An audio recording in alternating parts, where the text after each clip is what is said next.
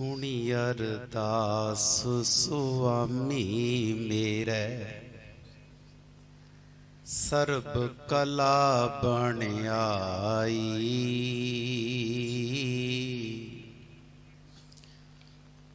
प्रगट भई सगले जुग अंतर, गुर नानक की वड्याई।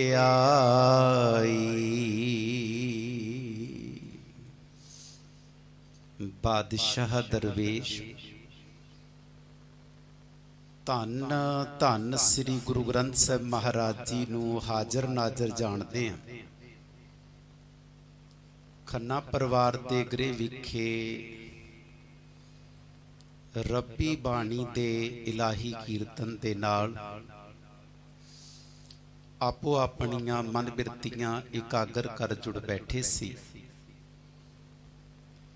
मेरा चित सी कि कीर्तन की झड़ी जो खलगीधर पातशाह ने कहा, कीर्तन आए मेघ की बरखा, बरखत होए सब जीवन हरखा। और सुनो महान कथा को फल है, झरी लाए जिम बरखत जल है। थिमक थिमक बूंदी जे पर हैं, ते अपनी अवनी में तर हैं। आके संगत दे दीदार कीते ते आउंदियां सार गुरु ने तरस करके समा बख्शिश किया। मैं सबना दा संगती रूप विच धन्नवाद करदा हाँ। इस योग नहीं सा जो आपने मान दिता है, दिलों ऋणी हाँ। हुक्म होया खन्ना साहब वालों हुणे आके कहा भी गुरु नानक साहब दे दादे ते नानके परिवार दा इतिहास सानू दोबारा सुना दी। मैं नाल जिहड़ी बेनती कीती है भी कलगीधर पातशाह ने कथा ते कीर्तन नूं किहड़े कंसैप्ट विच वंडिया, वो 5 कुछ मिनटां दा इतिहास दा बचन है। मैं वो भी सांझ करदे। आनंदपुर साहिब दी धरती है, अमृत वेले दा वक्त है, गुरु ग्रंथ साहिब दा प्रकाश है। हजे गुरु ग्रंथ साहिब जी नूं गुरता गद्दी नहीं मिली, पर इतिहास की तवारीख कहती है कि संगत रूप विच बाणी की पोथी का प्रकाश आनंदपुर साहिब भी हुंदा रहा। सिख अमृत वेले गुरबाणी का पाठ उच्ची गा के कर रहे हैं। आसा की वार दा कीर्तन करन वाले कीर्तनीय सिंह आए। ताबिया बैठे सिंह नूं कहंदे ने, सिंघा बाणी नूं विश्राम दे, कीर्तन दा समा हो गया। उन्हें पाठ रोकण तो मना किया कि हजे मैं पाठ इशारे नाल नहीं रोक सकता, मैनू आनंद आ रहा है। कुछ देर रागी सिंघां ने इंतजार कर लिया, फिर दोबारा गए। हुण दोबारा थोड़ी उच्ची बोल के क्या, क्योंकि सबर हर चीज की एक लिमिट रखता है। जो तो दोबारा जाके कहा ते उच्ची आवाज से कहा, ते सिख नूं इउं प्रतीत होया भी तेरी अज इन्हां ने जुड़ी हुई सुरत तोड़ दी। उन्हें बाणी पढ़न तो संकोच कर लिया। रुमाला पा के ते कहंदा भी अज तुसी एक जुड़े नूं तोड़े है, तुसी गुनाह कीता है। रागी सिंघां ने अग्यों कुछ जवाब तलबी नहीं की। आसा की वार दा कीर्तन आरंभ हो गया। कीर्तन की हजे संपूर्णता नहीं हुई कि कलगीधर पातशाह भी दीवान विच आके बैठ गए। ये बाणी पढ़न वाला सिख कीर्तन की समाप्ति तो बाद कलगीधर पातशाह खुल जाके कहता, सतगुरु अज रागी सिंघां ने एक गुनाह कीता है। सतगुरु कहते केड़ा? पातशाह मैं बाणी पढ़दा सी, सुरत पूर्ण तौर ते जुड़ी सी, हर पक्ष तो आनंदित सां, बागो बाग सां। इन्हां ने जुड़ी हुई सुरत नूं तोड़िया, इन्हां ने गुनाह कीता है। कलगीधर पातशाह सुन के मुस्कुराए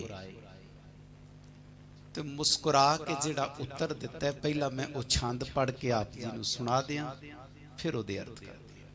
सतगुरु कहते हैं, यथा कूप की खेती होए, सिंचत नीर हरि कर सोए। कहण लगे भोलिया,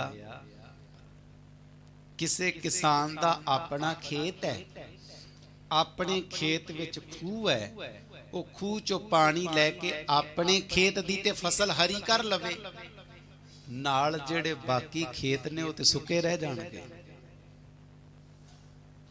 तू बाणी पढ़ रहा सी, तैनू कल्ले नू आनंद आ रहा सी, तेरा अपना अंदर दा खेत हरिया हो रहा सी, पर जेड़े बाकी आए ने उस अंदर सुके होए नू बाकी जेड़ा हरा करन आए ने उन्हां दे खेत किवें भरनगे? उहदे लई ते कीर्तन दा मींह जरूरी चाहिदा है। तेरा अपना बाणी पढ़ना सिर्फ इन्ना सी कि खूह चों पानी लैके अपने खेत दी फसल हरी करनी, ते बरसात दा पानी की करदा है? सारियां दे खेतां दी फसल हरी करदा है।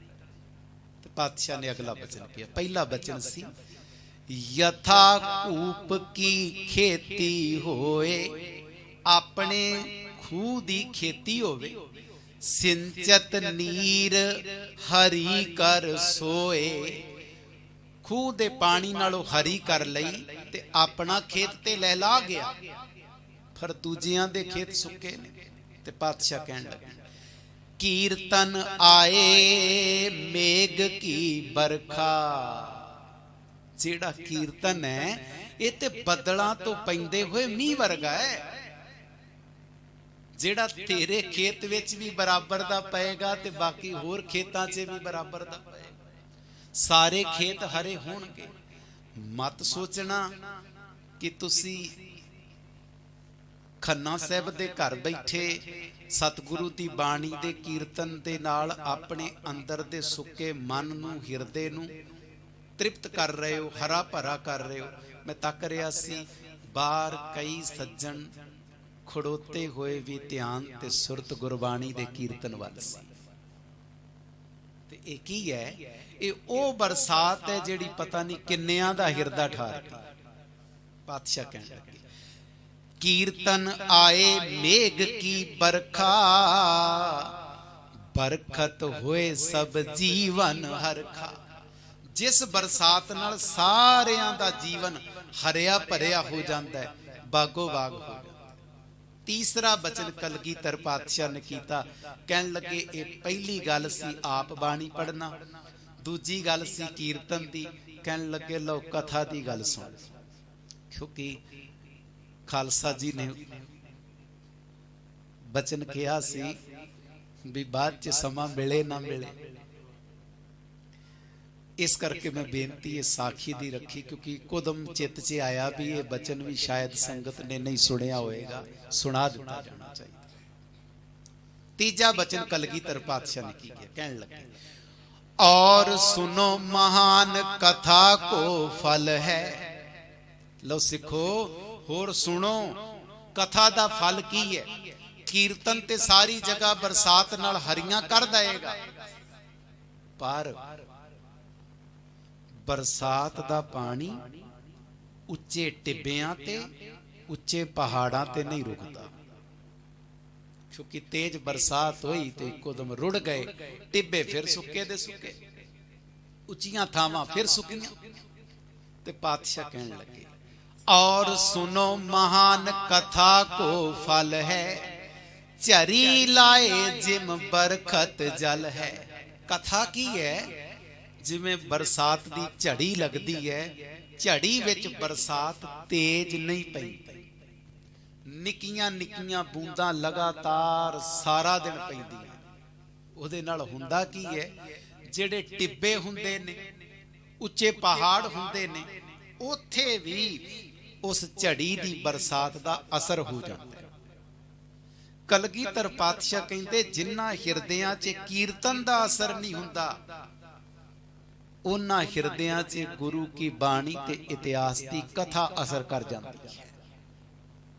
ਅਗਲਾ ਬਚਨ ਕੀਤਾ, और सुनो महान कथा को फल है, झरी लाए जिम बरखत जल है। थिमक थिमक बूंदी जे पर है, थिमक माने निक्कियां निक्कियां निक्कियां निक्कियां बूंदां जिवें धरती ते डिगदियां ने, ते अपनी अवनी में तर है। वो निक्कियां निक्कियां बूंदां मिट्टी अपने विच जजब कर लैंदी है, अपने विच समा जांदी है। पर जदों तेज बरसात पैंदी है, तेज बरसात दा पानी टिब्बियां ते नहीं रुकदा। जिन्हां दे हिरदियां च अंकार भरिया, पत्थर दिल इंसान जिहड़े होए ने, गुरबाणी दी कथा पत्थर दिल इंसानां ते भी असर करदी है। पातशाह कहंदे, पाठ करन दा अपना फल की है, अपने खेत विच खूह है, अपनी फसल हरी कर ले। कीर्तन दा फल की है, सारियां दे हिरदियां च तरो ताजता और हरियाली बख्श देगा। पर कथा की है, जेड़े पत्थर दिल और उच्चे टिब्बे बन गए ने, कथा उन्हां दे जीवन ते भी असर कर जाती है। ये बचन जदों कलगीधर पातशाह ने कहा, ते जेड़े सिख ने कहा सी पातशाह इन्हां ने गुनाह कीता है, वो अगे वध के चरण पकड़ के कहंदा, पातशाह गुनाह मेरे कोल होया है, मैं इन्ने जाणियां दा हिरदा रूपी धरती हरी कोरण तो रोक रहा सी, गलती मेरे तो हुई। हुक्म होया लांबा साहब वालों कि गुरु नानक साहब दे नानके ते दादके परिवार दा इतिहास आप जी दे समक्ष कहण दा यतन करां। तवज्जो दे। तरन तारण साहब दी धरती है, लागे पिंड है जिसका नाम है पट्ठे विंड पिंड। जदों ये पिंड मौजूद सी, उस वक्त ना तरन तारण वसे है, ना अमृतसर वसे है, ना लुधियाना वसे है, ना जलंधर वसे है, ना कपूरथला वसे, कोई शहर नहीं सी। उस वक्त ये पिंड सी जिहदा नाम सी पट्ठे विंड पिंड। अज इस स्थान का नाम है डेरा बाबा नानक। इस धरती ते एक परिवार रहिंदा है जिहदा नाम है भाई राम नारायण। ओदा एक पुत्र है जिसका नाम है भाई शिवराम। शिवराम दा विआह 1440 विच बीबी बनारसी दे नाल होया। भाई राम नारायण गुरु नानक साहब दे पड़दादे दा नाम, भाई शिवराम गुरु नानक साहब दे दादा जी दा नाम है, ते बीबी बनारसी गुरु नानक साहब दी दादी दा। 1440 ਨੂੰ ਵਿਆਹ ਹੋਇਆ ਤੇ सन 1442 ਨੂੰ बीबी बनारसी ਦੀ ਕੁੱਖੋਂ ਇੱਕ ਪੁੱਤਰ ਨੇ ਜਨਮ ਲਿਆ ਜਿਹਦਾ ਨਾਂ ਕਾਲੂ ਮਹਿਤਾ ਰੱਖਿਆ ਗਿਆ, ਜਿਨ੍ਹਾਂ ਨੂੰ ਧੰਨ ਗੁਰੂ ਨਾਨਕ ਸਾਹਿਬ ਦੇ ਪਿਤਾ ਬਣਨ ਦਾ ਸੁਭਾਗ ਨਸੀਬ। ਸਮਾਂ ਆਪਣੀ ਚਾਲੇ ਅੱਗੇ ਤੁਰਿਆ ਤੇ सन 1444 ਨੂੰ 1444 ਵਿੱਚ ਇੱਕ ਦੂਜੇ ਪੁੱਤਰ ਨੇ ਜਨਮ ਲਿਆ ਤੇ ਨਾਂ ਭਾਈ ਲਾਲੂ ਰੱਖਿਆ ਗਿਆ। ਸਮਾਂ ਤੇਜ਼ੀ ਨਾਲ ਅੱਗੇ ਵਧਿਆ, ਵਕਤ ਆਇਆ 1450 ਦਾ।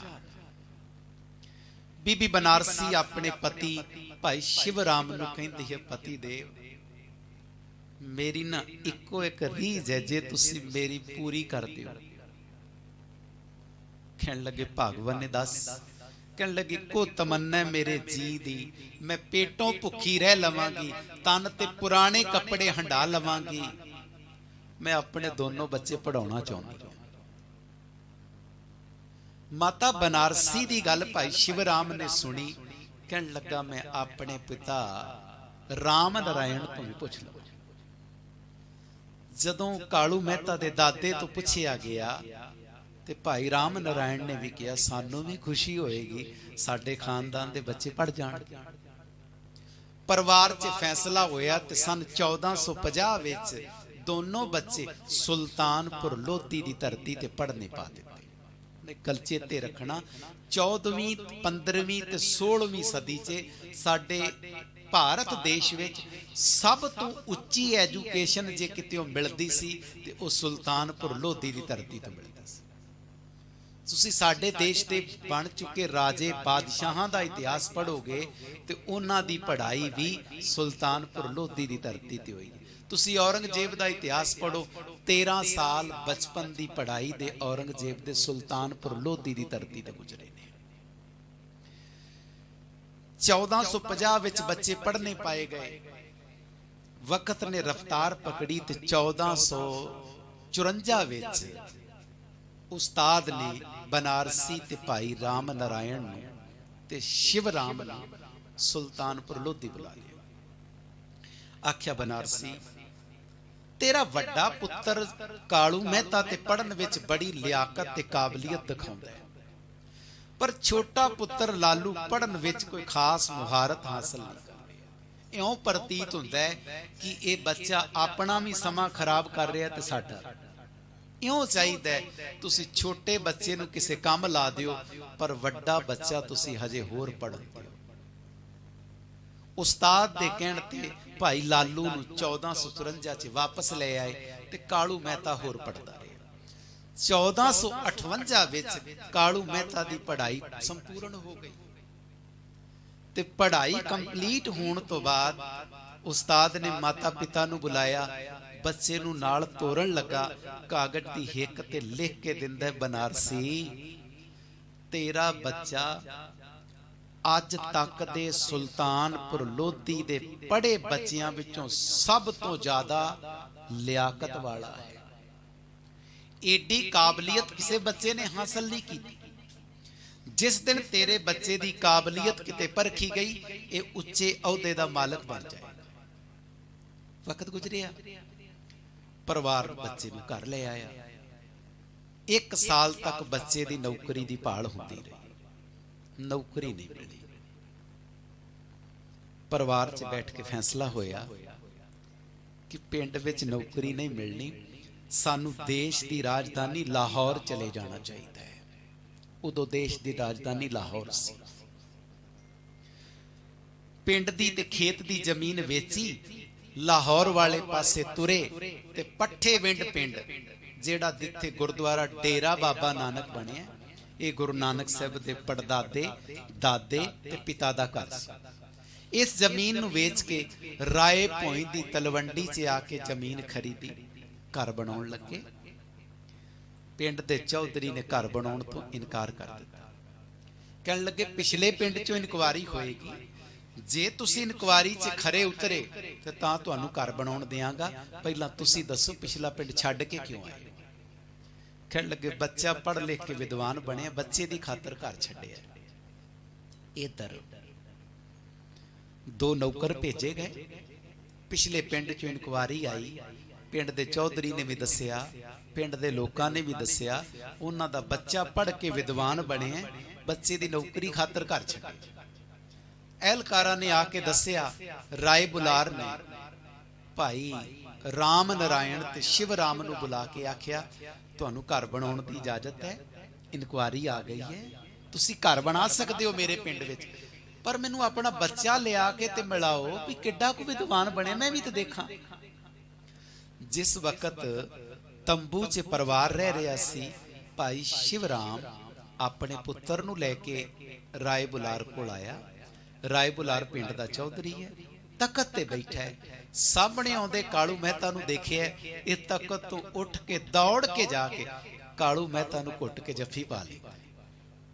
पिता भी हैरान है, दादा भी हैरान है भी पिंड दे चौधरी नूं साडा पुत्तर किवें जाणदा है, असीं नहीं जानदे, साडा पुत्तर जाणदा है। ते जदों दादे ने अगे होके पुछया कालू मेहता कोलों, ते कालू मेहता कहंदा दादा जी 7 साल मेरे नाल सुल्तानपुर लोधी दी धरती ते पढ़िया क्लास विच, मेरा सहपाठी है राय बुलार। ते राय बुलार बोल के कहंदा है कालू मेहता दे दादे नूं कि तुहानू नहीं पता तुहाडा पुत्र किड्डी कु काबलियत रखदा है पढ़ाई विच। मैं जानदा हां, मैं क्लास विच नाल पढ़िया, मेरे नालों कई गुना वध विद्वता है तुहाडे बच्चे कोल, ते मैं तुहाडे बच्चे दी विद्वता तो कायल हां ते अपने कोल तुहाडे बच्चे नूं पटवारी दी नौकरी दिना कि तुहानू मंजूर है। ते परिवार ते पिछला पिंड छड्ड के नौकरी दी खातर आया सी, नौकरी दी हां कर दित्ती गई। इधर नौकरी लग गई, उधर पिंड च नवां घर बनन लग पिया। ते 1 साल गुजरिया, वक्त आया 1461 दा। ते 1 साल बाद जदों पटवार गिरी दी मुलाजमत इकट्ठी करके राय बुलार नूं दित्ती, ते राय बुलार दंग रह गया भी इन्नी कमाई ते 5-5 सालां च नहीं होई जिन्नी 1 साल च इन्हें मुलाजमत इकट्ठी कर दी। राय बुलार ने 5 पिंडां दी आउण वाली इनकम भी कालू मेहता नूं देनी शुरू कर दी। इथों बाहर दी दौलत गुरु नानक दे घर एंट्री लैण लग पई। पटवारी दा अहुदा कोई छोटा मोटा अहुदा नहीं सी हुंदा। अज तो 30 साल 40 साल पिछे चले जाओ, ऐडा कोई मुख मंत्री नूं नहीं सी पुछदा जिड्डी पुछ पड़ताल पटवारी दी होया करदी सी। कालू मेहता पटवारी लग गया, नवां घर बन गया। ते हुण कालू मेहता दा दादा भाई राम नारायण अपने पुत्र शिव राम नूं बोल के कहंदा पोता हो गया जवान ते मैं हो गया बुढ़ड़ा, की पता कदों आवाजा आ जाए तो मैं अपने पोतरे दा विआह देख जावां, कोई रिश्ता टोल दिओ। 1461 विच रिश्ता लभना शुरू होया। लाहौर दी धरती है, पिंड दा नाम है चाहल। चाहल पिंड दी धरती ते भाई रामा रहिंदा है, ओदी पत्नी दा नाम है बीबी पिराई। एक ओदा पुत्र है भाई कृष्णा, एक ओदी बच्ची है लखो, तीसरा एक बच्चा है वह भी बच्ची है जिसका नाम है त्रिपता। ये परिवार कौन है? भाई रामा गुरु नानक साहब दे नाना जी का नाम है, बीबी पिराई गुरु नानक साहब दी नानी का नाम है, बीबी लखो गुरु नानक साहब दी मासी का नाम है, भाई कृष्णा गुरु नानक साहब दे मामा जी का नाम है। इसे करती बच्ची सी बीबी त्रिपता जिन्हों धन गुरु नानक साहब दी मां बनन दा सुभाग प्राप्त होना। 1461 विच कालू मेहता दा रिश्ता भाई रामा दी धी बीबी त्रिपता नाल होया, ते जिस घर रिश्ता होया है वो भाई रामा भी पटवारी है। पटवारी दा रिश्ता पटवारी दी धी नाल होया है। वक्त गुजरिया, मैनू पता है समा मेरे को ज्यादा हो गया, मैं इसलिए भी खिमा दा याचक हाँ, तो मैं अपने विषय नू संकोचन लगा। 1 मिनट विच जिस वक्त बरात जानी सी,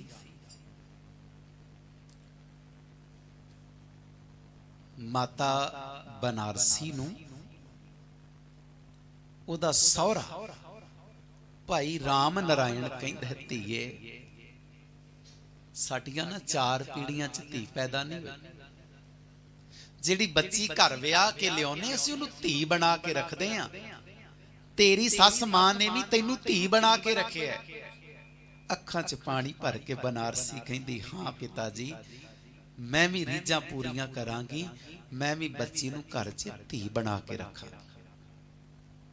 1462 विच माता त्रिपता नूं विआह के कालू मेहता जदों घर लेके आए ते माता बनारसी ने मन च विचार कीती, सारियां मावां घर विआह के आए पुत्र तो नौं तो पानी वार के पींदियां, मैं पानी वार के नहीं पीवांगी। उन्हें परात विच पानी पाया, अपनी नौ नू तृप्ता नू दोनों पैर परात विच खड़े कीते, मल मल के अपनी नौ दे पैर अपने हथी धोते। तुसी सोचो, जिहड़ी सस नौ दे आयां दे पैर धोएगी, लख अंकार होवे ते ओने सस नौ दे रिश्ते नू चाहे मीडिया च तकरार वाला तकिया होवे, भावें समाज चों ओने गल तकी होवे, पर जदों आ कुछ तकेगी जीवन निमरता विच अपने आप चला जाएगा। परात च धोते पैर, पानी जेड़ा परात दा सी ओ लिया, घर दे वेड़े विच पानी डोल के कहंदी रब्बा एक धी विआह के घर आई है, तू साडे भाग होर वधाई, इस बच्ची दी कुख चों पहला एक बच्ची ही नसीब फरमाई। ये इतिहास अगाध बोध है, बड़ा लंबेरा प्रसंग खन्ना साहब ने हुक्म कर दिता, सुनना कुछ होर सी, पर जो गुरु ने सेवा लेनी होवे इन्नी को सेवा परवान करनी। मैं खिमा दा याचक हां, बख्शे हुए समय चो वध समा लै गया। आप समूह संगत दा, परिवार दा सत्कारयोग मेरे वड्डे वीर अजीज परमजीत सिंह खालसा दा धन्नवाद, जो अपने समय चो समा बख्श के निवाजते ने। बेअंत भुल्लां हो गईयां होणगीयां, भुल्लां मेरियां जान मेरी झोली पाउणीआं। असीस बख्शो फतेह परवानो आखो जी। वाहिगुरू जी का खालसा, वाहिगुरू जी की